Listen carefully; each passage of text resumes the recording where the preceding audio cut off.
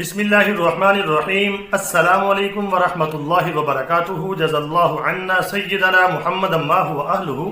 روضہ رسول صلی اللہ علیہ وسلم کا اندرونی منظر قبور کی ترتیب کیا ہے اور ایک قبر کی جگہ وہاں پہ خالی ہے۔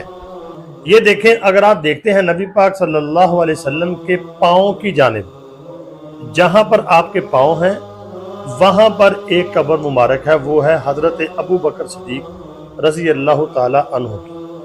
اور اگر آپ اس سے نیچے دائیں طرف آئیں گے تصویر کے حساب سے، جیسے آپ نے موبائل پکڑا ہوا ہے، تو حضرت ابو بکر صدیق رضی اللہ تعالی عنہ کی جو پاؤں ہے اس سے نیچے حضرت عمر فاروق رضی اللہ تعالی عنہ کی قبر ہے۔ اور اگر آپ نبی پاک صلی اللہ علیہ وسلم کے پاؤں سے نیچے دیکھیں گے، بالکل دائیں جانب پہ عیسیٰ علیہ السلام جب وفات پائیں گے تو ان کو دفن کیا جائے گا۔